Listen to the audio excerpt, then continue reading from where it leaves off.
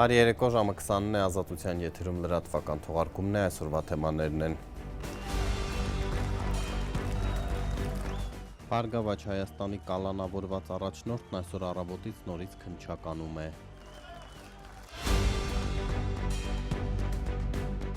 Ռուսաստանն արգելեց նաև հայկական կաթնամթերքի ներմուծումը։ Իրավապաշտպանն ահազանգում է, որ Բաքվում պահվող հայ գերիները լուրջ վնասվածքներ են ստացել։ Չնայած պատգամավորական մանդատին, որոշ ընդդիմադիրներ դեռ անազատության մեջ են։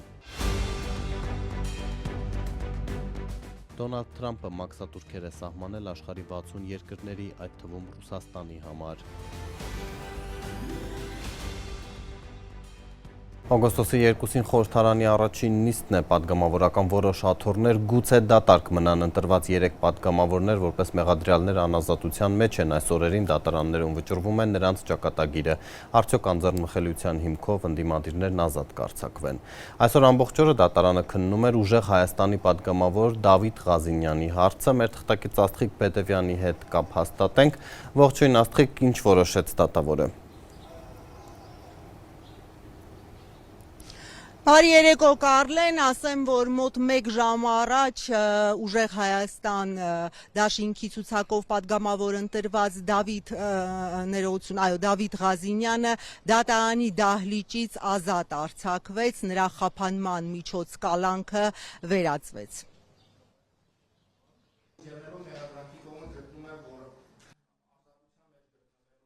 Դատարանը գտնում է, որ ներկայացված երկու դիրքորոշումները բարձրագույնացիաների կիրառելի են սյունդերքի նկատմամբ եւ դատարանը գտնում է, որ մեղադրյալ Դավիթ Ղազինյանի նկատմամբ կիրառված խափանմիջոց կալանքը չի կարող շարունակվել։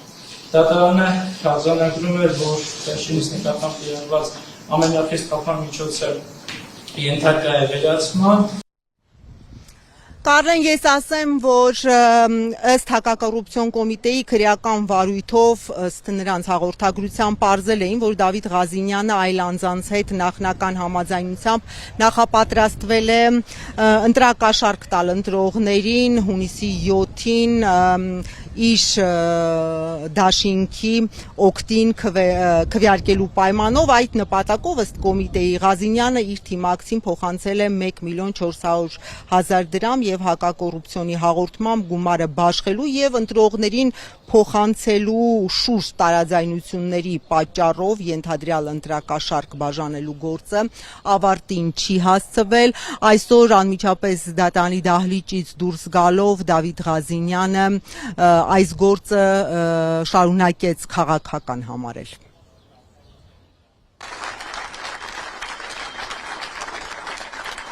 Շատ ցավում եմ, որ ես պետքա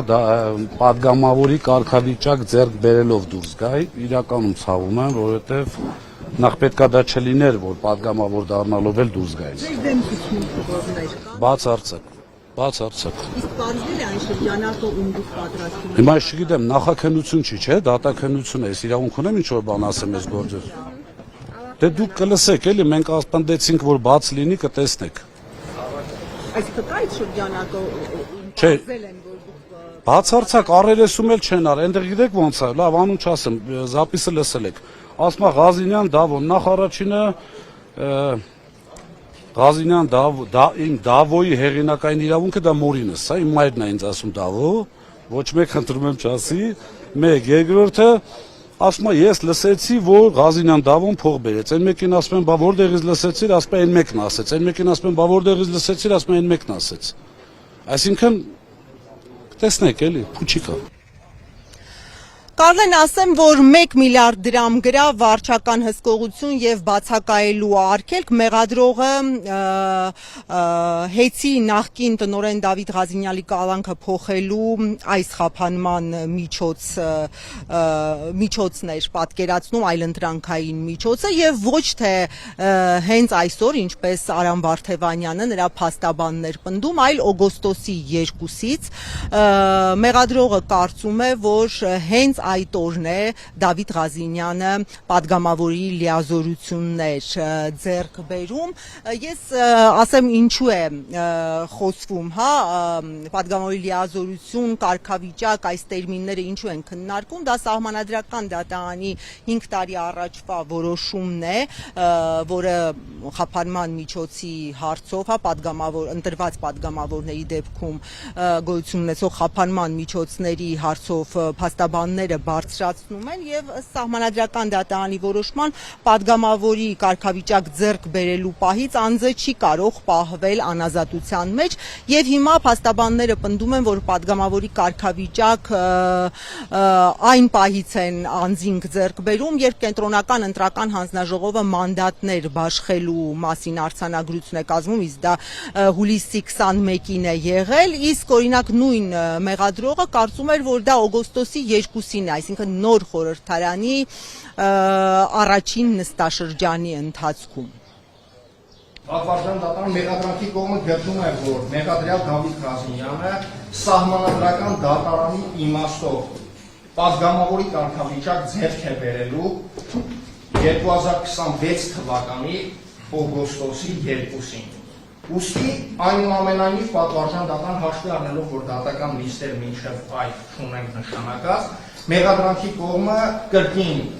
հարկի համարում անդրադարձ կատարել մեղադրյալ Դավիթ Ղազինյանի նկատմամբ կիրառվող արդեն խափանման միջոցի իրավաչափության պայմաններին եւ հիմքերին արդեն քրեական դատավորության ունեցի տրամաբանության մեջ, այսինքն այն հարցը, որ անհապաղ քննարկման ենթակա է այս պահին եւ ըստ էության այս պահին անազատության մեջ է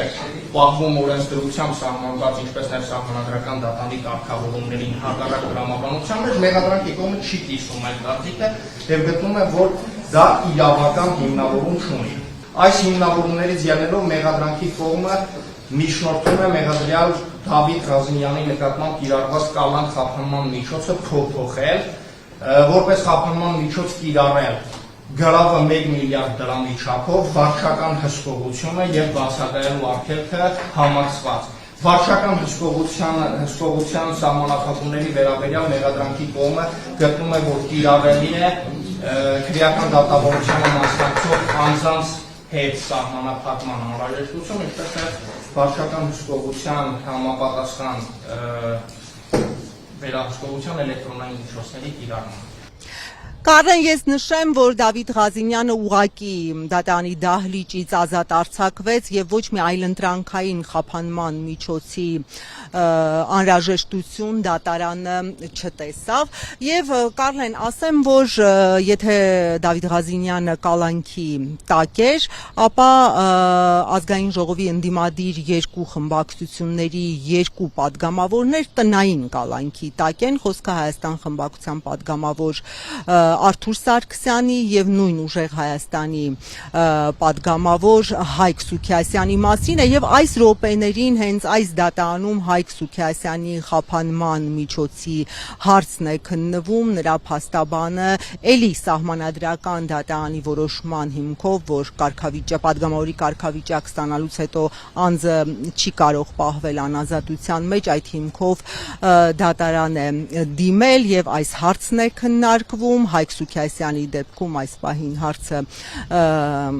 ընթացքի մեջ է, քննությունը ընթացքի մեջ է, իսկ Արթուր Սարգսյանը, որը Հայաստան դաշինքի ցուցակով է падգամավոր ընտրվել, ահա նրա դեպքում դատարանը 3 մերժեց հենց դատարանի դահլիճից կամ ինչպես Արամ Վարդևանյանը նրա փաստաբանն էր միջնորդել անմիջապես ազատ արձակել Սարգսյանին, դատարանը գտավ, որ Սարգսյանը, որը նաեւ 8-րդ գումարման խորհրդարանի падգամավոր է, ահա սահմանադրական դատարանի որոշումը նրա վրա չի ազդում, որովհետև անընդհատություն կա, հա, լիազորությունների, այսպես բացատրեց եւ նաեւ որ նախորդ տարի գլխավոր դատախազը նրա մեղադրանքով արդեն անձեռնմխելիությունից զրկելու հարցով եկել է ազգային ժողով եւ այդ անձեռնմխելիության հաղթահարումը եղել է։ Կարլեն, ես ասեմ, որ այսօր դատարանի դահլիճ էր ներողություն դատարանի շենքի առջև էր նաև ուժեղ Հայաստանի առաջին համար Նարեկ Կարապետյանը եւ նա որոշակի հայտարարություններ արեց մասնավորապես իրենց առաջիկա աշխատանքի կազմակերպման հարցով եւ Նարեկ Կարապետյանը չի բացառում, որ նա խմբակցությունը ղեկավարի, իսկ քարտուղարը լինի Արամ Վարդևանյանը։ Իդեպ Արամ Վարդևանյանի անունը խմբակցության ներողություն փոխխոսնակի պաշտոնի համար էր քննարկվում, որը ընդդիմությանն է վերապահված մեկ փոխխոսնակի տեխնացու առաջադրելու իրավունքը, նրա անունն էր քննարկվում Վարդևանյանի, բայց այսօր Կարապետյանը ասաց, որ դեռ չեն որոշել ընդհանրապես փոխխոսնակի պաշտոնում առաջադրել կանեն, թե ոչ։ Գագիկ Ծառուկյանն այսօր առավոտից կրկին քննչականում է, Բարգավաճ Հայաստանի կալանավորված առաջնորդն առերեսվել է ուժեղ ճանաչված իրանցու հետ, ըստ մեղադրանքի Ծառուկյանը նրանից միլիոնավոր դոլարների գույք է հափշտակել, բայց ընտրություններից հետո բացված այս գործով գործարարի փաստաբանների պնդմամբ Բարգավաճ Հայաստանի առաջնորդը ոչ թե մեղադրյալի, այլ տուժողի աթոռին պիտի նստեր։ Զուգահեռ շարունակվում են ստուգումները Ծառուկյանի ձեռնարկություններում։ Կալանավորված Գագիկ Ծառուկյանն արդեն ավելի քան 8 ժամ քննչական կոմիտեում է։ Նրան երրորդ անգամ ԱԱԾ մեկուսարանից հարցաքննության են բերել։ Թե կոնկրետ ինչ քննչական գործողություններ են այժմ իրականացնում, պարզ չէ։ Հայտնի է, որ վկայի կարգավիճակով քննչական կոմիտե այսօր նաև փաստաբան Երեմ Սարգսյանին են հրավիրել։ 2 օր առաջ նրան զրկեցին Գագիկ Ծառուկյանին պաշտպանելու հնարավորությունից։ Խարդախության ու փողերի լվացման մեղադրանքով արդեն 18 օր կալանավորված Գագիկ Ծառուկյանի թիմակիցներն, աջակիցները եւ ընդդիմադիր այլ ուժերի ներկայացուցիչներն այս քրեական գործը քաղաքական հետապնդում են որակում։ Ինչ հանրային համերաշխության համար են, այս ամենը որ կոչեր անում հերիքա իրար, ատենք հերիքա իրար խժռել։ Թե նրա համար, որ հայտարարում էր, ասում էր ժողովուրդ ջան, իրավիճակը փոխվել։ Այսօր երկիրը կանգնած է լրջագույն վտանգների առջև, դրա համար են այս ֆարսը անում։ Քաղաքական առումով սա նաև որոշակի ազդակ է հանրության առայն, որ մեր երկրում այլակարգությունը ընդհանուր միջև անազատության կարող է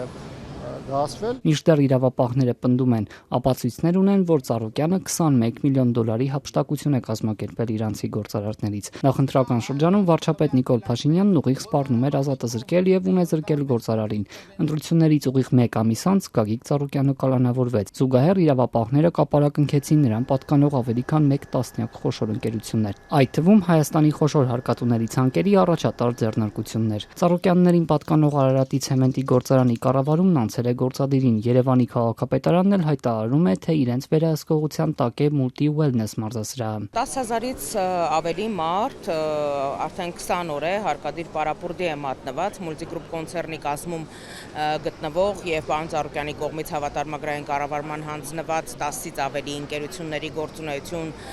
կասեցված է։ Ընկերությունների աշխատակիցները պարբերաբար բողոքի ակցիաներ են կազմակերպում պարզաբանումներ պահանջելով ու խնդրելով թույլ տալ աշխատանքի վերադառնալ։ Ինչպես են պահելու իրենց ընտանիքներին, եթե արդեն մի քանի շաբաթ է չեն աշխատում, մինչև երբ են շարունակվելու քննչական գործողությունները, հարցնում են վրդովված քաղաքացիները։ Նրանց ուզող հարցերն անցած շաբաթ իրավապահներին էին գրավոր ուղղել, միայն տեղեկացրել էին, թե այդ ընկերություններում գույքագրումներ են իրականացնելու, թե ինչ հիմքով ու ինչպես են գույքագրելու մասնավոր սեփականությունը ու երբ կհեռացնեն կապարակնիքները, քննչական կոմիտեն չէր պարզաբանել։ Իշխանությունը այս օրերին հետևողականորեն երկրի տնտեսական հեղինակությունն է զրոյի հավասարացնում միջազգային ասպարեզում, որովհետև որևէ իրեն հարգող ներդրող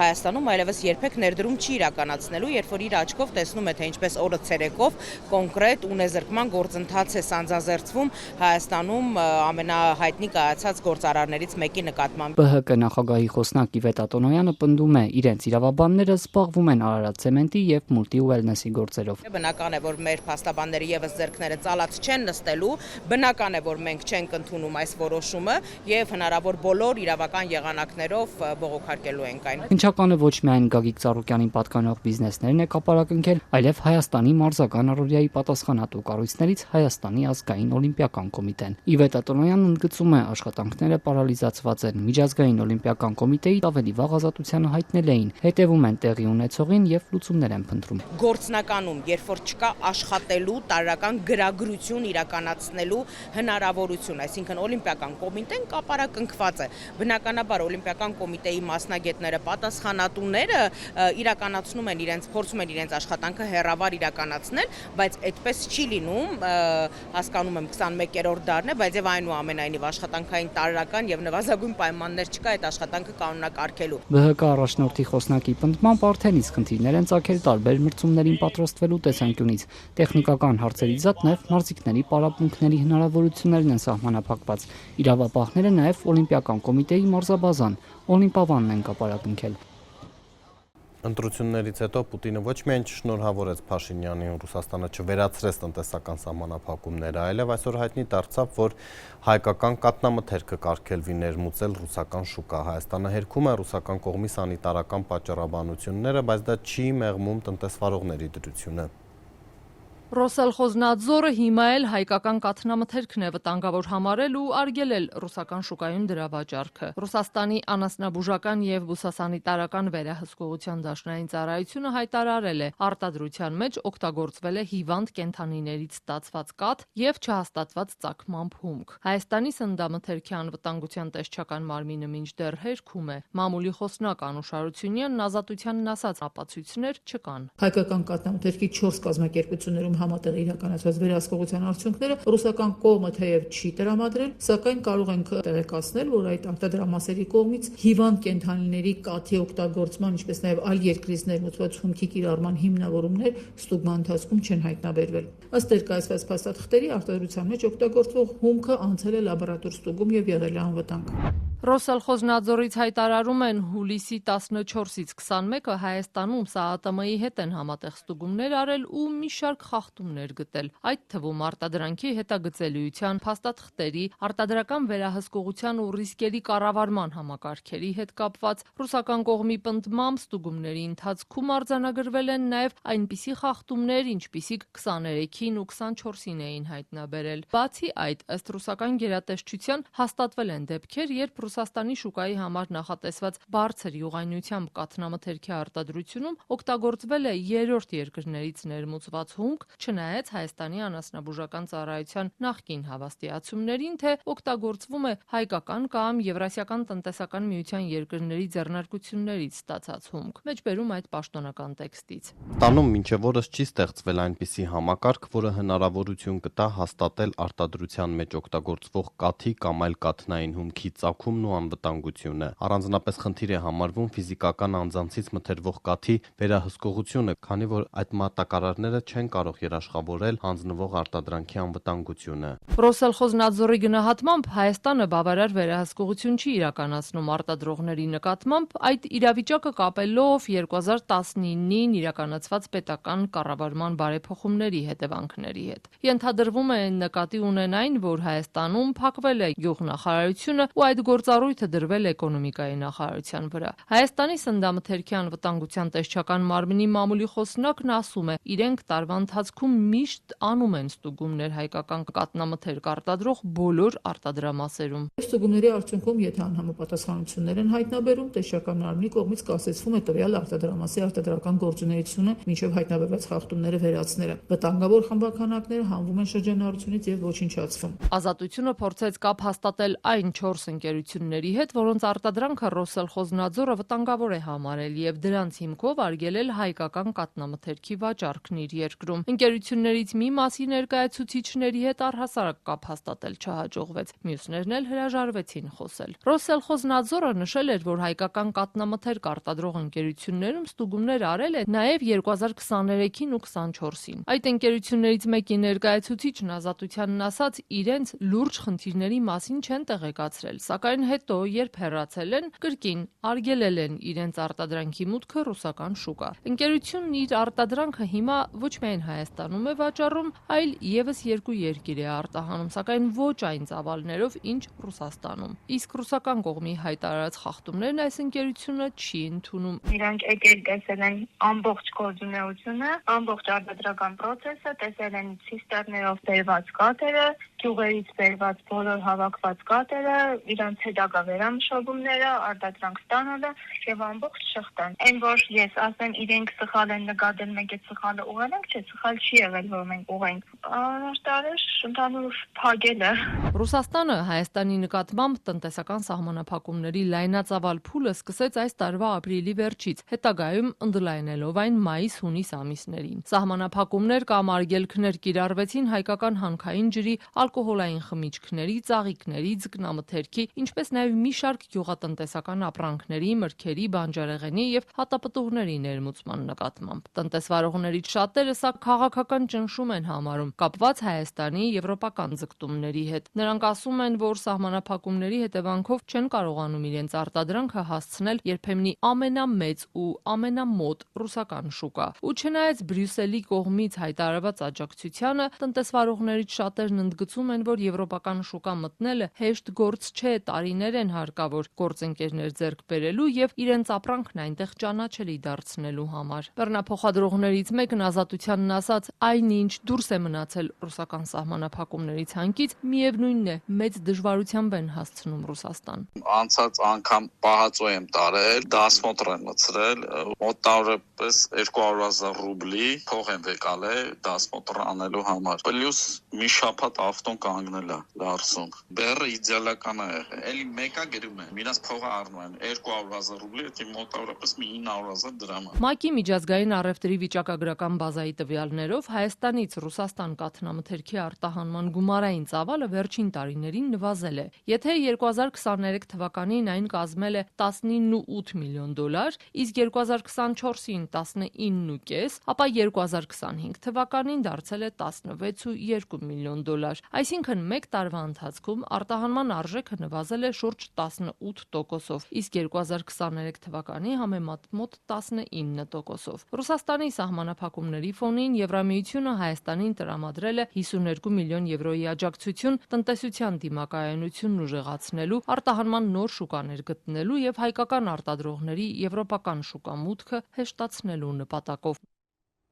Չնայած ամբողջությամբ փակ դատավարությանը, Բաքվից հատուկենտ տեղեկություններ ստացվում են բանտերում պահվող հայ գերիների մասին, ահազանգեր կան բռնությունների վերաբերյալ։ Արցախի ղեկավարներն ու մյուս հայերը երևում են միայն պետական քարոզչական ալիքների կադրերում, դրանցից դուրս հայաստանցի իրավապաշտպանները այլ պատկեր են տեսնում։ Ադրբեջանի բանտերում պահվող հայ գերիների շրջանում լուրջ վնասվածքներ ստացած անձանց վերաբերյալ տվյալներ են ստացվել։ Այս մասին այսօր Ազատությանը հայտնեց Մարդու իրավունքների եվրոպական դատարանում հայ գերիների շահերի ներկայացուցիչ Սիրանույշ Սահակյանը։ Իրավապաշտպանը նշեց, որ այդ մտահոգիչ տեղեկությունները թեև ինքնուրույն ստուգել չի հաջողվել, սակայն ըստ նրա դրանք արժանահավատ են եւ չեն բացառվում, որ վնասվածքներն առաջացել են բռնության հետևանքով։ Ազատությունն այս տեղեկությունը ինքնուրույն կամ այլ անկախ աղբյուրներից ստուգելու հնարավորություն չունի, քանի որ անցած տարի Բաքվում ադրբեջանական կողմի պահանջով փակվեց Կարմիր խաչի միջազգային կոմիտեի գրասենյակը եւ միջազգային մի շարք այլ կառույցներ։ Ընտանիքները մեզ եւս հայտնում են վատթարացող առողջական վիճակի վերաբերյալ տվյալներ, առանձին դեպքերում լուրջ ահազանգեր ունենք եւ եթե այդ տվյալները ստույգ են, դրանք կարող են նաեւ կյանքի հետ անհամատեղելի լինել։ Այսինքն ծանր դեպքեր ունենք այս պահի դրությամբ։ Այո, նման ահազանգեր մենք ստացել ենք լուրջ վնասվածքների վերաբերյալ, ինքնուրույնաբար ստուգելու հնարավորություն չունենք, իհարկե չեմ կարծում, որ ընտանիքները ունեն շարժառիթ սխալ կամ սուտ տեղեկատվություն ներկայացնելու, այս պահին մենք վստահում ենք այդ տեղեկատվությանը, բայց զրկված ենք ստուգելու հնարավորությունից։ Եղածի սահմաններում ահազանգում ենք։ Ինչ վնասվածքների մասին է խոսքը։ Այդ թվում կոտրվածքներ։ Այսինքն բռնության հետևանքով կոտրվածքներ, թե չենք բացառում, պատճառները չենք կարող վերհանել, բայց մի քանի ահազանգի պարագայում դա եղած առողջական վիճակի սրման ահազանգ է, բայց կան դեպքեր, որոնք բռնության կամ միջամտության տարեր կարող են ենթադրել։ Այն, որ Ադրբեջանի բանտերում պահվող հայ գերիների առողջական վիճակը օր-օրի վատթարանում է, Ազատությանն ահազանգում են հենց գերիների հարազատները։ Ճիշտ ասած, անցած շաբաթ ավելի շատ բողոքեց, որ այս քանի տարվա մեջ այդքան չէր ասել։ Անվտանգության նկատառումներից ելնելով ու հնարավոր ճնշումներից խուսափելու համար ադրբեջանական բանտում գտնվող գերիների հարազատները մեծ զրույցում ներկայանալ չեն ուզում, բայց ահազանգում են։ Առանց բժշկական օգնության տարիներով ադրբեջանական 4 պատի ներսում պահվող հայերի առողջական վիճակը վատանում է։ Այդ մասին ոչ միայն գերիներն են բարձրաձայնում ժամանակ առ ժամանակ հեռախոսով իրենց ընտանիքի անդամների հետ կարճ զրույցների ընթացքում, այլև հայերի դատավարությունների վերաբերյալ ադրբեջանական լրատվամիջոցների փոխանցած կծկտուր տեսանյութերն են վկայում։ Գերիների ընտանիքները նաև այդ կադրերով են հասկանում, երբեմնի առողջ ու պինդ տղամարդիկ մի քանի տարվա մեջ հյուծվել են ու մաշվել։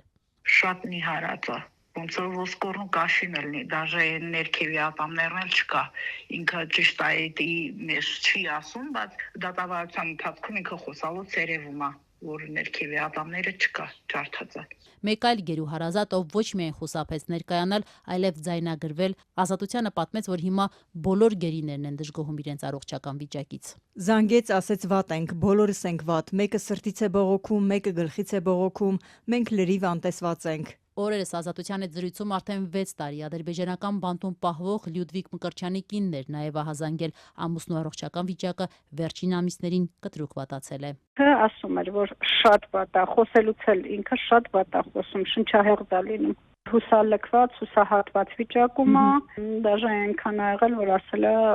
հույս չունեմ, որ կգամ ինձ կբերեն։ 19 հայ գերիների մի մասը, որ արդեն 6 տարի, մյուս մասը շուրջ 3 տարի ադրբեջանական բանտերում են պահվում, հարազատների փոխանցմամբ զրկված են բժշկական ստուգումներ անցնելու հնարավորությունից։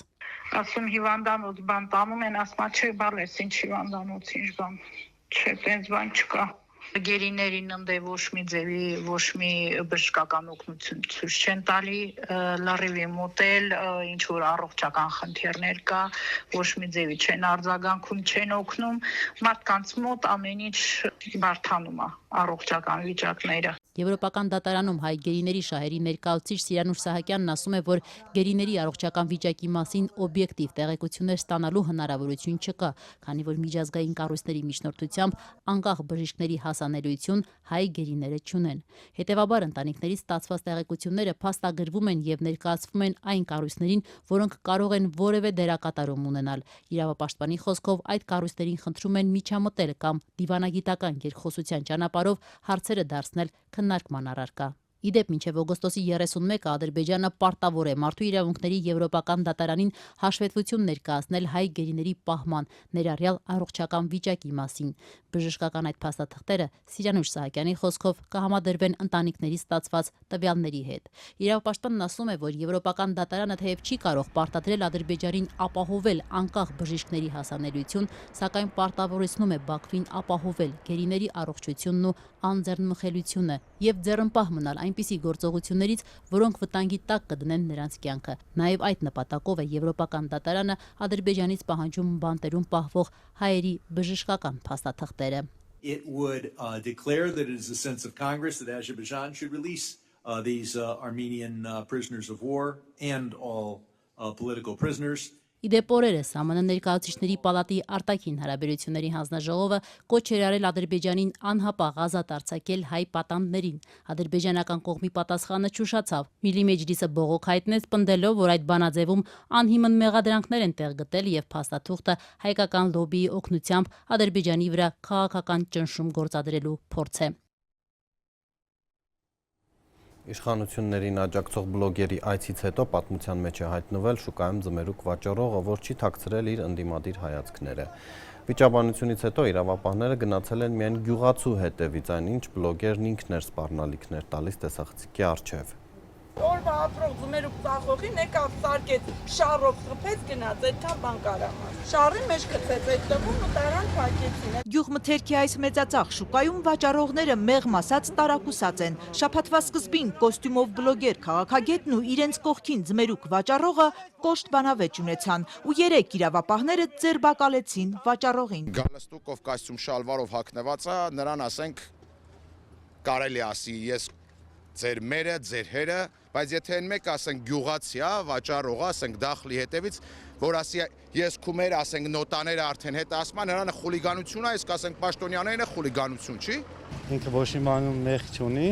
մենք ամենքս պատրաստ ենք յակողը կայնացնենք, մինչև վերջ յան դուրս բերենք։ Շուկայում այսօր շատերն էին հրաժարվում պատմել տեսածը, լսածը։ Եկավ հրահրեց, խոսցրեց, վերջում էլ բռնին տարան։ Էլ ինչ խոսանք։ Բոլորս էլ վախենում ենք արդեն այս երկրից։ Ինչ է տեղի ունեցել, ամբողջական տեսանյութը հենց բլոգերի Արամ Ավետիսյանի YouTube-յան էջում է։ Նա էր գնացել Արմավիրի մայրուղու սկզբնամասում Ծիածանի շուկա կոչվող տարածք։ Մոտենում ու վաճառողներից կարծիք է հարցնում։ Ռուսական սանկցիաների պայմաններում ո՞նց են։ Ավետիսյանն իշխանական է ու մարդկանց վստահ բացատրում է, թե որտեղից ծլեցին մթերքի արտահանման ռուսական արգելքները։ Ռոբերտ Քոչյանի կազմակերպածն է, վերջի վատությունն է հայ ժողովրդին։ Մենք ուղղակի ուզում ենք լուսաբանենք, ներկայացնենք մեր ժողովրդին, որ այս խնդիրները լուծվելու։ Այս հարցուփորձի սկզբում դժգոհողներ չկան։ Ոչինչ, մի երկու տարի էլ վատ կապրենք, մի քիչ էլ բերք կթափենք, բայց ոչինչ։ Արամ Ավետիսյանը ձմերուկ վաճառողների կողքով անցնելիս մի հարց է լսում, դավաճանների ալիքն է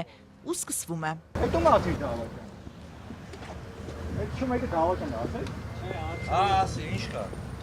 Այդ ինչ ասած դավաճան։ Դավաճանների լրատվականն է, թե չէ։ Հարցնում չեմ ասում։ Ո՞վ է դավաճան։ Հողատուները։ Հողատուն ո՞վ է։ Զարթոն գյուղից Արման Քալաշյանն է դավաճանի ու հողատուի փնտրտուքը հայհոյախառն նոտաներ է ստանում։ Ո՞վ է Ղարաբաղը։ Մի նկարի։ Քոչենը վիժվածն է Ղարաբաղը տվի այդ ճտերի հետ արա։ Եղավ, հա կարամ ապացուցե։ Եղավ։ Համարս խտամ կգաս քաղաք կապացուցեմ արա։ Արան դու ես։ Արա ես բոտից գլուխ արա ես արա։ Սա բոտից գլուխ արա ես արա։ Համբալերին նա։ Գնաս դու ասում եմ։ Որ մեզի հողատու կասի իրա մերն էլ իրա հետն արա։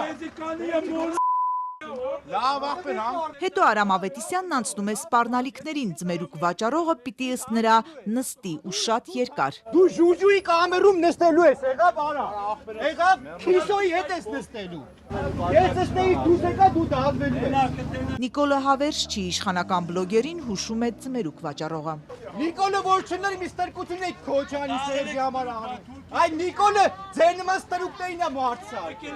Այսպիսով բանավեճը սպառվում է եւ իրավապահները հետաքրքրվում են միջադեպով, բայց ոչ երկու կողմերով։ Երեք ոստիկանություն բերման է ենթարկվել վաճառողը Արման Քալաշյանը։ Նա ձերբակալվել էր, ինչպես քննչական կոմիտեից տեղեկացանք, խուլիգանության հատկանիշներով հարուցված քրեական վարույթի շրջանակում։ Քալաշյանն ազատ է արձակվել այսօր օրվա առաջին կեսին։ Նրան մեղադրանք չի առաջադրվել։ Հարցաքննվել է կասկածի հիմքով, տեղեկացանք փաստաբանից։ Գուրգեն Գրիգորյանը պնդում է, այստեղ որևէ հանցակազմ չկա, երկու հոգու խոսակցություն է։ Իսկ բլոգեր Ավետիսյանից տեղեկացանք, որ իրավապահները նրանով առայժմ չեն հետաքրքրվել։ Արամ Ավետիսյանը շեշտեց, միջադեպից հետո ոստիկանություն հաղորդում ինքը չի ներկայացրել։ Ես մամուլից եմ տեղեկացել, որ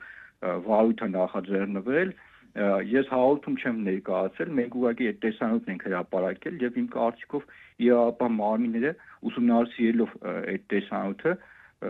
գնահատական են տվել եւ որոշակի գործողություն են սկսել։ Տեսանյութում հստակ երևում է, որ Արայով միջադեպը թեժացնում է հենց բլոգերն ինքը եւ առաջին հայհոյանքն էլ ինքն է տալիս, բայց առանց ստորոգյալի։ Դա հայհոյանք չի։ Հայհոյանք կլներ, երբ որ ինքը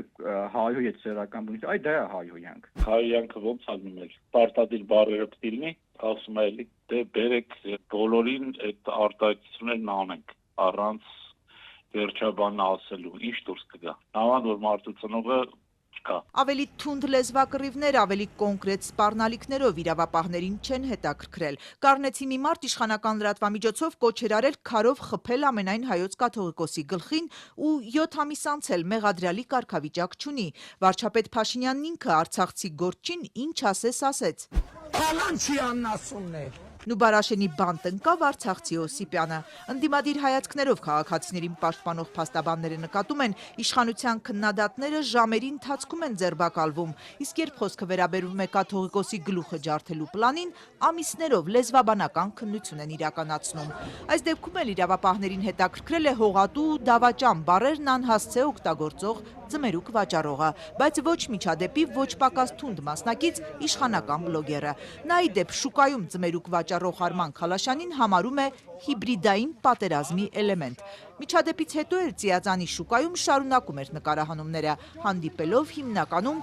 համախոհ գյուղացիների, որ կարծում են բերքը փչանում է, որովհետև իրենք շատ են ցանում։ Որ ասենք Նիկոլին պետք է մեղադրեմ, չէ, որովհետև Շատ ենք ցանում, ժողովուրդը շատ է ցանում։ Իսկ Արման Խալաշյանի ձմերուկը մինչ նա անազատության մեջ էր, չի փչացել։ Նրա հարևան վաճառողները ձմերուկը վաճառել են հարմար գնով։ Մեքենան դատարկել, փողն ուղարկել 2 անչափահասի մեծացնող ընտանիքին։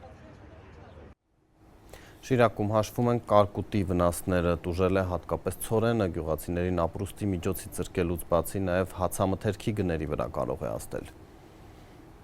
Շիրակի մարզում է աճում Հայաստանում մշակվող հացահատիկի 30%-ը, մարզի 78,000 հեկտար վարելահողից մոտ 40,000 հեկտարում ցորեն է աճում, բայց այս ամառ իրար հաջորդած 5 ուժգին կարկուտներից հետո արդեն իսկ պարզ է, որ լավ բերքի հույսը հոդս է ցնդել։ Ամբողջ հասկի վրա մի հատ հատիկ է մնաց։ Իսկ քարի լեն մեր հարց դու նայում ես քարը ինչ քարը չի քարը ինչ քարը հաշվում եք որ մենք 2 միլիոնի կաղել վնաս ենք կերել 2 միլիոնի կաղել Կարկուտն ամեն անգամ մի տարածաշրջանի ցանկատարածություններ էր վնասում, հիմնական վնասը հենց հացահատիկին է հասցվել 50-ից 70%, որոշ դեպքերում էլ մինչև 100%։ Քաղից առաջ հասցված վնասն արդեն որևէ կերպ վերականգնել հնարավոր չէ։ Նայում ես կանգնած է, բայց տագը լրիվ հատիկը ցրված է էլի։ Մի 20% բերքել չի ան, այդ էլ որ տան կոմբայնավարը հենց է, հա, որ քաղեն էլ այդ գումարը պետք է տանք իրան զրոյի վրա պետք է կանգնենք։ Հայկաձորցիներն ասում են կրծողների համար սա տոն է։ Դաշտում թափված ցորենի ու գարու հատիկները նրանք կամբարեն ու կբազմանան ու հաջորդ տարի արդեն կրծողների հետ են կռիվ տալու։ Իրանց համար նպաստավոր պայման է, այս պահին հաշվեք այս տարի, կոնկրետ հենց ստեղ որ մենք նկարահանում ենք կատարում, չէ, մոտավորապես 40-ից 50 ցենտներ բերք կար։ Հաշվեք հեկտարի հաշվով 5 տոննա հատիկ գետնի վրա է ու սալոմն է վրան է։ Էդի ոչ ուրուրը կարա մագին տեսնի որ վերացնի, ոչ էլ օծը։ Ինքը տանիք տեղավորի, հետո է կրծողների դեմ պայքարելը ավելի դժվարանա։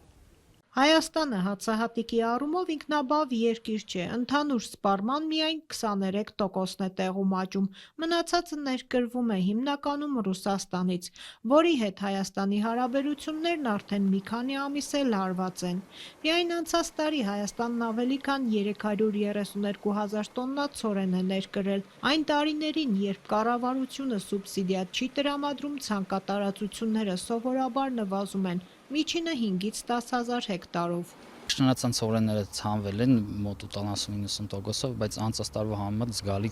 քիչ է ցուցանիշը։ Ցանկը ինչ կրճատման մասին է խոսքը։ 20%, 30%։ Մոտ 30%-ի կարգի կրճատում է աշնանացանը։ Անցած տարվա ծրագրով բնակիչներ եղան, որ իրանց հողերը մշակեցին եւ մեզ չտվեցին։ Ու էդի կարելի ասել ավելի լավ էր, ոգևորիչ էր, բայց այս տարի այնքան շատ էին առաջարկողները, որ մինչև հիմա էլ հող են առաջարկում, որ ցորեն ցանես։ Արդեն 2 տարի է կառավարությունը հացահատիկի մշակման համար 1 հեկտարի հաշվով 80,000 դրամ ցորենի, 70,000 դրամ էլ գարու համար սուբսիդիա է տրամադրում գյուղացիական տնտեսություններին։ ՄԱԿ-ի Պարենի համաշխարհային կազմակերպության տվյալներով Հայաստանում անցած տարի 253,000 տոննա հացահատիկ է արտադրվել։ Այս տարվա տեղումնառատ եղանակային պայմանները խոստանում էին լավ բերք ապահովել։ Գյուղացիները մեծ ակնկալիքներ ունեին, նույնիսկ չոռոգվող ցանկատարածություններից։ Այս տարի վատ դաշտեր չենք ունեցել։ Շատ լավ, գարնանից եղել է բարենպաստ տարի, մեր անջրդի հողեր են, մենք լրիվ ասուհուսին է, եսիգել սենք սպես է։ 30 ցենտներ կստանանք ամենակիչը, այդքան կստանանք։ Հիմա, երբ արդեն պարզ է, որ ամենաշատ ցորեն մշակող մարզում բերքի ծավալը սպասվածից անհամեմատ փոքր է լինելու, ինչ քայլեր է ծրագրում գործադիրը։ Կառավարության վերջին նիստերի ընթացքում այս հարցը հրապարակավ չի քննարկվել, բայց այս ամսվա սկզբին վարչապետի գլխավորությամբ մի խորհրդակցություն էր եղել, որի ընթացքում պաշտոնյաները քննարկել էին ցորենի տեղական արտադրության ծավալները մեծացնելու հնարավորությունները։ Այս խորհրդակցությունների Հայտարարությունից պարզ դարձավ, որ իշխանության 8 տարիների ընթացքում Փաշինյանի կառավարությունը մինչ այս պահը չի քարտեզագրել ցորենի համար հարմար ու չմշակվող հողատարածքները։ Այդ խորհրդակցությանը վարչապետը այդ հողերը գույքագրելու հանձնարարական էր տվել։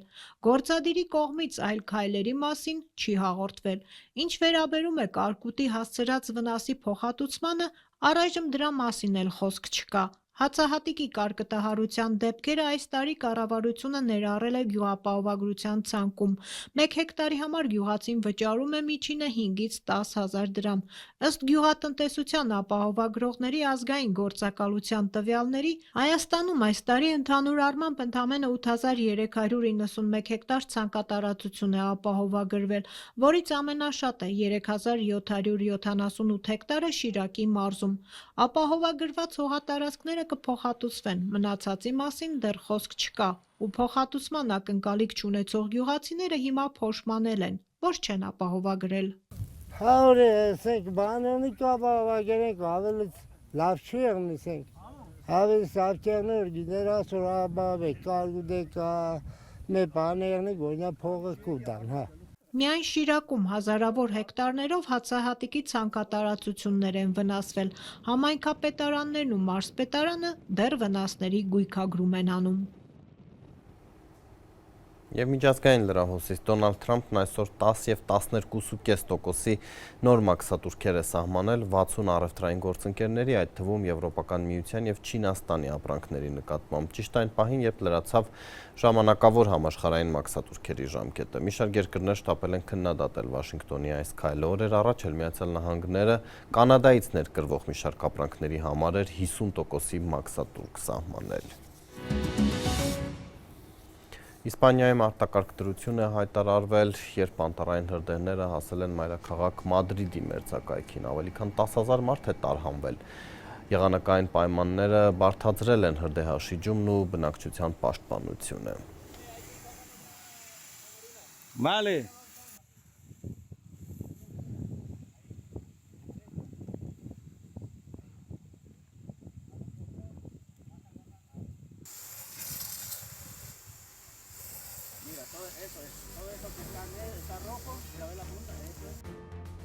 Օրվա մյուս լուրերի համար բաժանորդագրվեք Ազատության էջերին սոցցանցերում, կհանդիպենք։